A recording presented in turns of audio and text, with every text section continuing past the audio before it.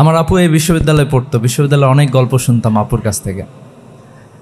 তো একটা সময় আমিও বিশ্ববিদ্যালয়ে এসে প্রথম বর্ষে ভর্তি হয়েছিলাম। আমরা যখন প্রথম বর্ষে ছিলাম তখন আমরা প্রথম দিনে যখন বিশ্ববিদ্যালয়ে হলে উঠেছি, হলে ওঠার পরে আমরা একটা এমন এক বিশ্ববিদ্যালয় পেয়েছিলাম যে ওই দিনই গেস্ট রুম, গণরুম ছিল ওই সময়টাতে, এবং আমাদেরকে নানা রকম নানাভাবে আর কি মানসিক টর্চার যেটাকে বলে, এটা বিশ্ববিদ্যালয়ে তখন কমন একটা ব্যাপার ছিল। তো আমাদেরকে মানসিক নির্যাতন করার পরে আমাদের হল থেকে বের করে দেওয়া হয়েছে। রাত 12টার দিকে মনে হয় বের করে দিয়ে বলা হয়েছে যে আজকে আর তোরা কেউ হলে ঢুকতে পারবি না, সারা রাত ক্যাম্পাসে ঘুরে বেড়াবি বিভিন্ন জায়গায়। আমরা যখন বের হইলাম, বের হওয়ার পরে অনেক জায়গায় ঘোরার পরে শহীদ মিনারে মনে পড়ে, শহীদ মিনারে গিয়ে যখন সবাই মিলে একসাথে বসলাম, এফরমান হলে ছিল আমার। তো বসার পরে ওইখানে সবাই খুব গালিগালাজ করতেছিল তৎকালীন ছাত্রলীগকে, যে আমরা এত কষ্ট করে বিশ্ববিদ্যালয়ে আসছি, একটা সিটের জন্য আমাদেরকে এরকম করবে। অনেকে গালিগালাজ করতেছিল।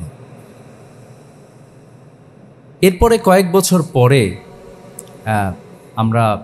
আমার দেখার সুযোগ হলো। এর মধ্যে আমার এক বন্ধু ছিল, যেহেতু একসাথে সবাই থাকতাম। তো একটা সময়ে আমরা যখন 4th ইয়ারে, তখন দেখলাম যে টিএসসিতে একটা ছেলেকে আর একটা ছেলে নির্যাতন করছে। এর মধ্যে আমার ওই বন্ধুটাও আছে, যে ওই কি বলে এটা, শহীদ মিনারে গিয়ে ছাত্রলীগকে গালিগালাজ করতেছিল। সে বিশ্ববিদ্যালয়ে আরেকজন সাংবাদিককে নির্যাতন করছে। আমাদের কাছে এরকম একটা বিশ্ববিদ্যালয় ছিল স্বপ্নের ব্যাপার, যে বিশ্ববিদ্যালয়ে গেস্ট রুম থাকবে না, গণরুম থাকবে না, শিক্ষার্থীরা যার যার মতো করে যতক্ষণ ইচ্ছা পড়াশোনা করতে পারবে, তাদের মতো করে নিজেদেরকে গড়ে তুলতে পারবে।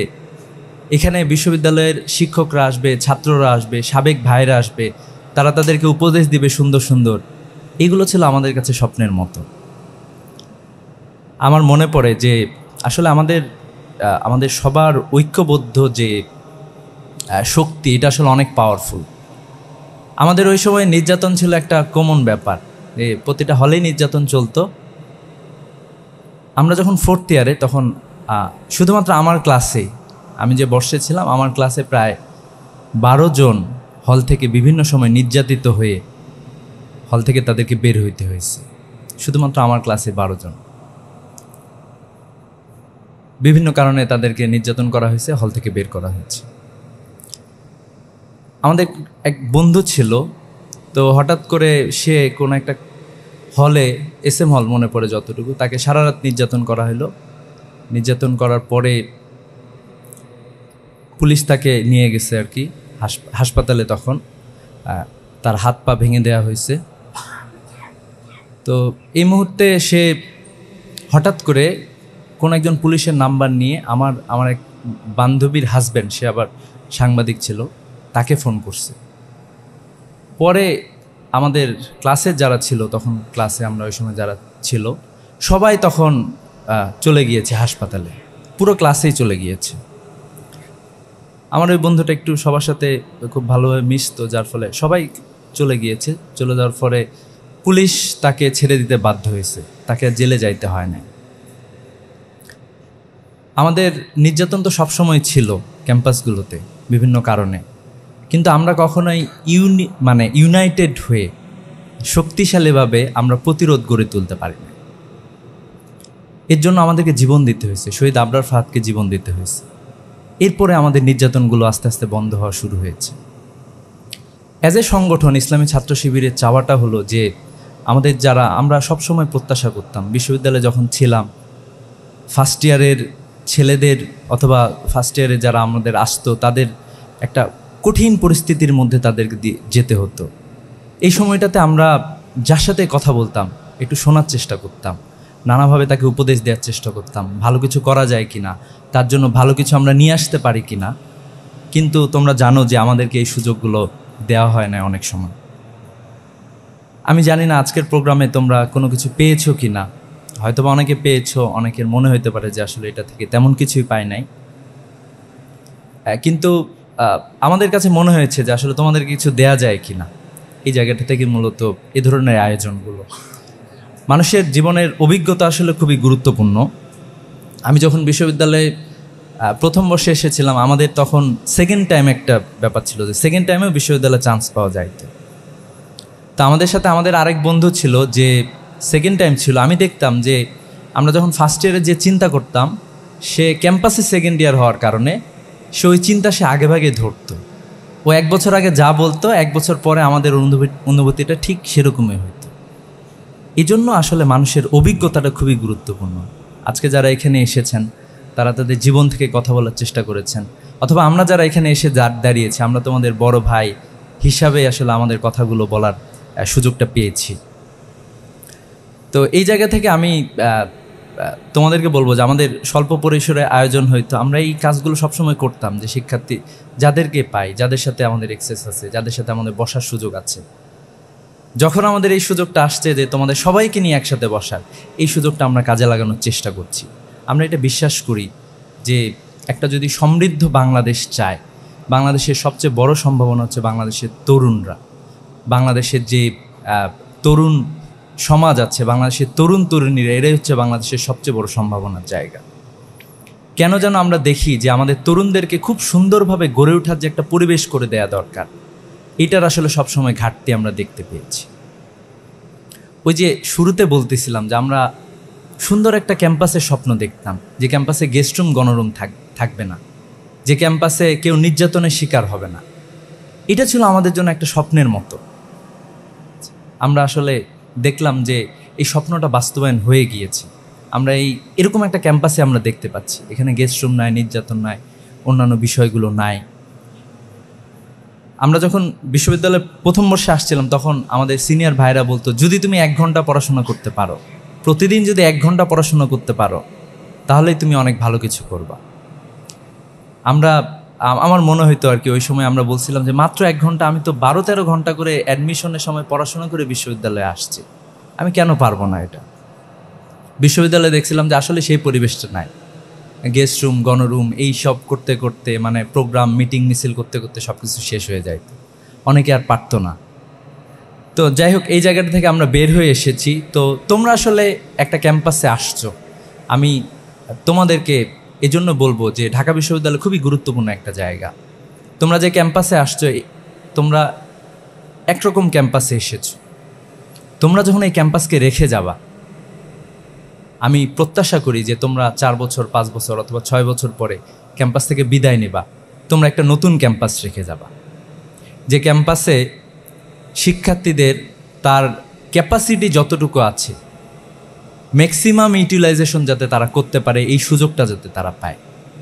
এ বিশ্ববিদ্যালয়ে মেধার যাতে চর্চা হয়, এ বিশ্ববিদ্যালয়ে শিক্ষক হইতে গেলেই যাতে এরকম না হয় কোনো একটা রাজনৈতিক দলেরই শিক্ষক হবে, তারাই বড় বড় জায়গায় যাবে, এইটা যাতে না হয়, এরকম একটা ক্যাম্পাস তোমরা রেখে যাবা। এই যে তোমরা গেস্ট রুম, গণরুম বিহীন একটা ক্যাম্পাস পেয়েছো, নির্যাতন বিহীন একটা ক্যাম্পাস পেয়েছো, তোমরা এরকম একটি ক্যাম্পাসে রেখে যাবা। আমরা এখন গ্লোবাল ওয়ার্ল্ডে বসবাস করছি। তোমার প্রতিদ্বন্দ্বী তোমার পাশের জন না, তোমার ক্লাসের বন্ধু। তোমরা চাইলেই তোমরা 4-5 জন 4 পাইতে পারো, রেজাল্ট হতে পারে তোমাদের, সে তোমার প্রতিদ্বন্দ্বী না। তোমার প্রতিদ্বন্দ্বিতার জায়গা আরও অনেক অনেক বড়। পুরো পৃথিবীর সাথে তুমি লড়াই করতেছো, প্রতিদ্বন্দ্বিতা করতেছো। এইভাবে তুমি তোমার নিজেকে গড়ে তুলবা। তো এইখানে একটা জায়গা খুবই গুরুত্বপূর্ণ, যে আমরা যখন বিশ্ববিদ্যালয়ে এসেছি, যে আমরা ডাইভার্সিটির মধ্যে এসেছি, এবং হচ্ছে এই ডাইভার্সিটিকে আমরা অ্যাকসেপ্ট করতে পারতেছি কিনা। এখানে নানা ধরনের লোকজন থাকে, নানা মতের মানুষজন থাকে, নানা জায়গা থেকে আসা মানুষজন থাকে, সবাইকে অ্যাকসেপ্ট করাটা খুব বেশি জরুরি। আমাদের অনেক বেশি ডাইভার্সিফাইড নলেজ সম্পর্কে জানতে হয়, কিন্তু আমাদের যে ইন্ডিজিনাস অথবা আমাদের যে নিজস্ব যে কালচার আছে, এই কালচারটাকে ধরে রাখতে হয়। আমাদের কালচার এরকম না যে ইউরোপ আমেরিকার মতো, ওই রকম কালচার আসলে আমাদের না। তারা ব্যক্তি স্বাধীনতার কথা বলে তারা ব্যক্তিকে পরিবার থেকে আলাদা করে ফেলতেছে, ব্যক্তিকে সমাজ থেকে আলাদা করে ফেলতেছে। কিন্তু আমাদের সোসাইটিতে আসলে এরকম না।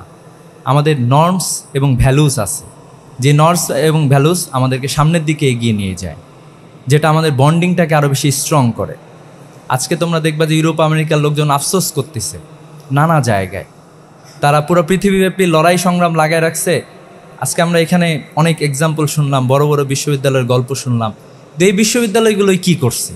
ওইখানে গবেষণা হয় কিভাবে আফ্রিকার দরিদ্রকে আরও বেশি বাড়ানো যায়, ওই দেশগুলোকে কিভাবে যুদ্ধের আরও বেশি যুদ্ধক্ষেত্র বানানো যায়, সিরিয়ায় যুদ্ধটা আরও কিভাবে দীর্ঘায়িত করা যাইতো, এই চেষ্টাগুলোই তারা করত।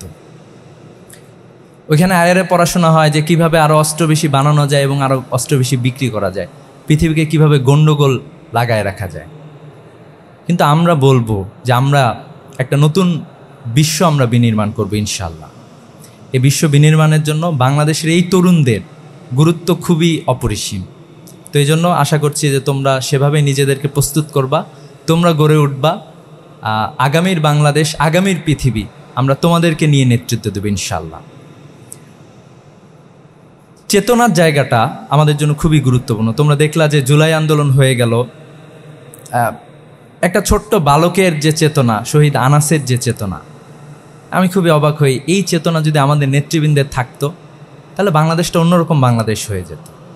তোমরা দেখবা যে শহীদ আনাস তার মাকে চিঠি লিখতেছিল, চিঠিটা খুব জনপ্রিয় হয়েছে বিভিন্ন জায়গায়। তো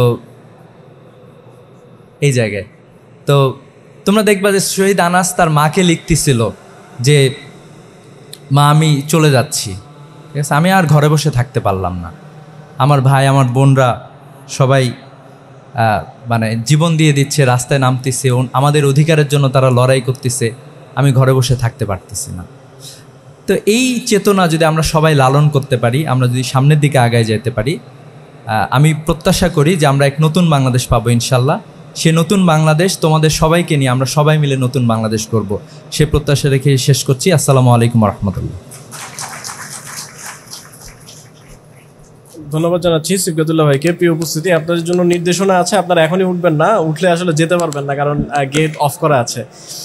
আপনারা একটু বসবেন, আমরা 5 মিনিটে শেষ করে দিব। আপনাদের জন্য নির্দেশনা হচ্ছে, উপরে যারা আছেন প্রোগ্রাম শেষ হলে, এখন না, প্রোগ্রাম শেষ হলে উপরে যারা আছেন তারা সর্বপ্রথম বের হবেন, তারপরে মাঝের সারিতে যারা বসে আছেন তারা বের হবেন, এবং সর্বশেষে 2 পাশের সারিতে যারা বসে আছেন তারা বের হবেন।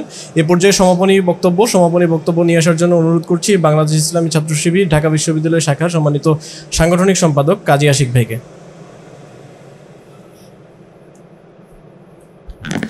আসসালামু আলাইকুম রহমতুল্লাহ। প্রিয় শিক্ষার্থী ভাই বোনেরা, আমি শুরুতেই বলে নিচ্ছি 1 থেকে 2 মিনিটের মধ্যেই শেষ করব। সুতরাং আপনারা ধৈর্য ধরে প্রায় 2.5 ঘন্টার মতো ছিলেন, আর 2 মিনিটে আশা করি খুব বেশি সমস্যা হবে না।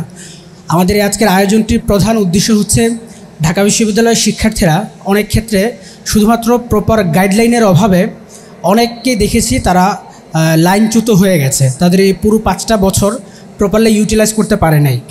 কারণ আপনি যখন র্যান্ডমলি কাউকে জিজ্ঞেস করবেন যে আমি এই বিশ্ববিদ্যালয় লাইফ কীভাবে কাটাবো, দেখবেন অনেক পরামর্শ আসে যে বিশ্ববিদ্যালয় জীবনে কোনো পড়াশোনা নাই, শুধু চিল আর চিল। বলে না এরকম? বলার কথা। তা আমরা চেষ্টা